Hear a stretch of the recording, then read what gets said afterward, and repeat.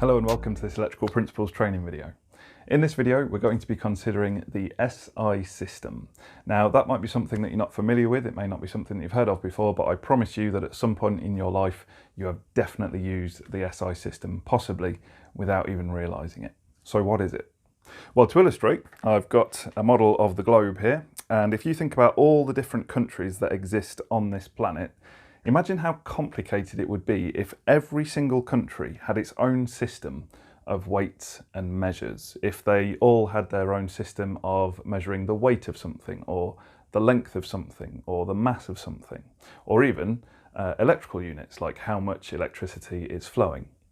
In order for scientists and even commercial operators to function properly and transmit data accurately between different countries, there would need to be a whole load of different conversion systems in place.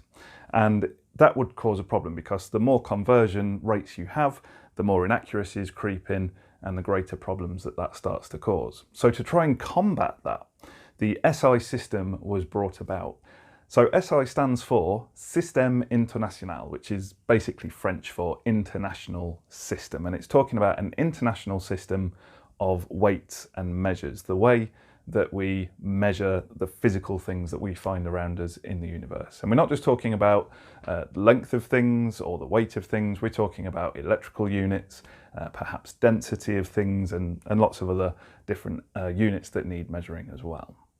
Now, what's absolutely amazing about this system is that when you think about all these different countries that exist all over the world, there are only 3 countries that have not adopted the SI system. Just 3 in the whole world, which is really quite remarkable when you think about all the kind of warfare and conflict and disagreements that exists on different countries. In order for them all to come together and actually agree to one system of weights and measures is really quite remarkable. Those 3 countries that haven't yet adopted the SI system are the United States of America over here, and we've also got Liberia down here in Africa. I'm being very kind to you here and actually giving you the right answers. Normally when I do this with my class, we spend about half an hour trying to figure out what the 3 countries are, often with countries being named that don't belong in the continent that I might have suggested to them.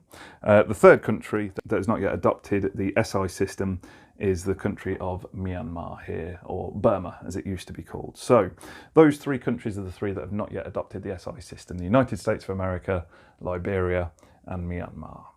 Now, under the SI system, there are just 7 things in our universe that require measurement. Now that might not sound like enough, but let me list them for you first. So the 7 things that require measurement are mass, length, time, electric current, temperature, the candela and the mole. So those 7 things are the different things that need measuring. Don't worry too much about the mole, we're not going to go on too much about that in this particular video. It's kind of a way of measuring the quantity of an object at the molecular level, hence mole. And the only other one on there that you might not recognise is the candela. And the candela, as its name suggests, it's kind of got the word candle buried in there almost, which makes us think that that is something to do with the measurement of light. More on that in a future video. So earlier I said that there's only 7 things that need measuring, and we've listed them. But what strikes you about that list when we look at it? Is there anything about that that makes you think that's a little bit odd? Well, perhaps maybe you're looking at that and thinking there's some things missing. So for example, when you get in your car and you drive somewhere, you're really interested in the speed that that car is doing. That is a measurement. It's something that we need to be aware of. It's something that we need to measure, but where is it on our list? Well, what's clever about this system is that from just those 7 things, we can actually start to create all the other units that we measure. So for example, thinking about speed, that is a combination of length and time. And when we combine those 2 together, we get what we might think of in a car as miles per hour, depending on where we're watching this in the world. But in reality, the SI system should be meters per second. So you can see that they combine in different ways to give us different units. And every unit that you can think of stems pretty much from that list of 7. Now, when we're studying electricity, whether we're studying at level 1, level 2 or level 3, whatever level we're working at, we're going to need to know some, and in some cases we're going to need to know many, different SI units that pretty much relate directly to electricity. Now, it's obvious why we need to know these, because it relates very much to our day-to-day work as electricians. So for example, we mentioned in our list of 7, electric current. That's one of the things that we'll come into contact with, figuratively speaking, every single day in our electrical work. But we also need to know them in order to try and pass those all-important exams while we're at college. Now, in order to really help us get to grips with the SI system, we're going to be filling in a worksheet over the course of this series of videos. On that worksheet, we've got the name of the quantity that we'll be measuring, and then we've got a brief description of what that quantity is. Then you'll notice that there's some more columns. We've got a mathematical symbol, we've got the unit that it is actually measured in, and we've also got the unit symbol. Now, people tend to get very confused with the mathematical symbol and the unit symbol, and it's very important that we get them the right way around, because we're going to be seeing those mathematical symbols in electrical formulae that we're going to be using to do calculations, and we must put down the unit symbol if we're doing a written exam, otherwise we might end up losing points on that. And it's a real shame to go to all the hard work of doing lots of calculations and then forgetting to put an S on the end of a number in order to indicate seconds for time. We wouldn't want to throw those marks away. So we're going to go through these SI units. We're going to lump them together. Some of them will appear in one video together. Some of them will have standalone dedicated videos.